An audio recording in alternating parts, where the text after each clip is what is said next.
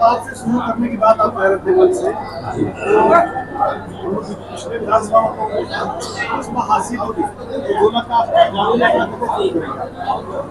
तो देखिए, सबसे पहले तो चुनावी दौर में हमारी आपकी मुलाकात हो रही है और देश के चौथा स्तंभ मीडिया का मैं बहुत बहुत स्वागत अभिनंदन करता हूं। और देश में सबसे बड़ी चुनौती लोकतंत्र की है। आज इस देश में रोड पे वकील हों, रोड पे डॉक्टर हों, रोड पे बेरोजगार नौजवान हों, महिलाएं हों, किसान हों, उस देश में जो एक अमृत काल की बात की जा रही है वो बेईमानी है। तो इन सारे मुद्दों को मीडिया के माध्यम से देश के लोगों के पास जा रही है, समझने का, सोचने का अवसर मिल रहा है।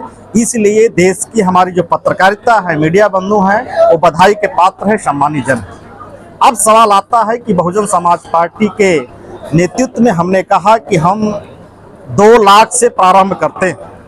आपने देखा विगत जो 2022 उत्तर प्रदेश विधानसभा के आम चुनाव में, जहां पे इकलौते सामाजिक समीकरण के आधार पे, जातिगत समीकरण के आधार पे, राजनीतिक दलों के गठबंधन के आधार पे अकेले बहुजन समाज पार्टी लड़ी थी, वहां पे भी हमने 35 से 40 हजार वोट पाया।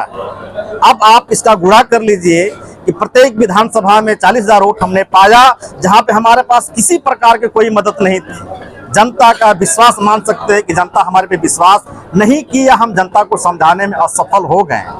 उस परिस्थिति में हमारे पास विधानसभा में 40 हजार वोट पाए हैं, तो 4-5-20 5 विधानसभा एक पार्लियामेंट में है, तो 2 लाख वोट हमारा ऐसे हो गया। लेकिन आज जो लोकतांत्रिक जो चुनाव हो रहा है, देश के तमाम मुद्दों पे हो रहा है, उस मुद्दे के आधार पे, देश की जनता से वादा खिलाफी के आधार पे जो समीकरण माननीय बहन कुमारी मायावती जी ने बनाई है, इस देश के हर वर्ग के लोगों के, वकील हो और पिछड़े समाज के हर जाति के लोग हों, समर समाज के लोग हों, जाति के आधार पे, समाज के आधार पे, एक नई रणनीति के आधार पे, सोशल इंजीनियरिंग के आधार पे जिस तरीके से लोकसभा सदन में हर वर्ग को भेजने का प्लान बहन कुमारी मायावती जी की हैं, उस दृष्टिकोण से पार्लियामेंट चंदौली एक तरफा बहुजन समाज पार्टी जीतेगी। बस जनता का हमें स्नेह, प्यार और समर्थन चाहिए।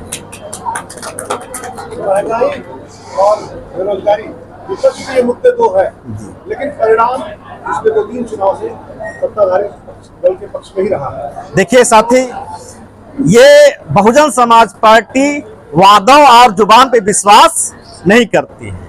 जब इस प्रदेश के लोगों ने बहुजन समाज पार्टी पे विश्वास कायम किया, तो उस विश्वास को कायम करने के लिए बहुजन समाज पार्टी को उत्तर प्रदेश में सरकार बनी, तो बड़े पैमाने पे पिछड़े समाज के लोगों, सर समाज के जो अपर कास्ट के लिए उन भाइयों को रोजगार देने का काम किए। शिक्षा, चाहे शिक्षा का क्षेत्र रहा हो, चाहे तृतीय श्रेणी के कर्मचारी के क्षेत्र रहा हो, चाहे सिविल सर्विसेज रही हो, चाहे इंजीनियरिंग हो। चुनाव हुए बैक टू बैक बसपा कहीं नहीं दिखी, उस पर क्या कहना है? बैक टू बैक बसपा नहीं दिखी। मैं यही बात आपको पिछले अभी जो मैंने बताया है कि जब हमारे साथ कोई नहीं था, केवल बहुजन समाज पार्टी केवल हाथी चुनाव लड़ी, जब ना तो राजनीतिक दलों का समर्थन था, ना जनता का समर्थन था बड़े पैमाने पे, लेकिन हमने 40 हजार वोट पाने में सफल रहे। आज भी मैं अकेले हूं, लेकिन आज देश के लोग हमारे साथ खड़े हैं, क्योंकि देश में जो चुनौतीपूर्ण मुद्दे बढ़े हुए हैं महंगाई के क्षेत्र पे, हम ये नहीं कर रहे हैं, हमने वादा नहीं किया। हमें जब जनता ने अवसर दिया तो हमने मेडिकल कॉलेज बनवाने का काम किया, हमने कॉलेजेस बनवाने का काम किया, हमने रोजगार देने का काम किया, और निःशुल्क शिक्षा अगर इस देश में किसी ने देने का काम किया तो उत्तर प्रदेश में बहुजन समाज पार्टी बहन कुमारी मायावती ने दिया।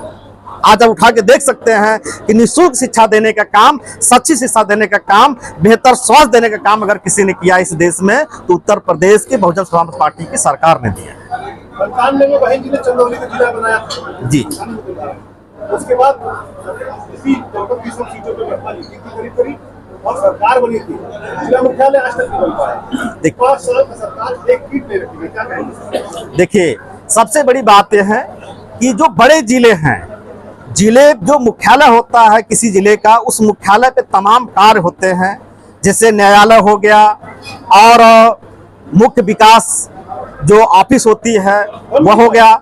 लेकिन हमारी सरकार होती तो शायद ये चंदौली भौगोलिक क्षेत्र का जो जनपद सेपरेट दिया गया था, यहाँ के लोगों के, यहाँ के नागरिकों के हित के लिए बनारस के भूभाग को काट करके चंदौली बनाया गया, ताकि यहाँ पे जिम्मेदार अफसर रहें, न्यायालय रहे, डेवलपमेंट करने के लिए ऑफिसेज रहें, और ऑफिसेज यहाँ मौजूद रह करके ऑफिसर हमारे यहाँ इस क्षेत्र के नागरिकों के हर क्षेत्र, हर समस्या का समाधान करे, सही समस्या सही समय पर कर सके। इसलिए बहन चंदौली जिला बनाने का काम किया।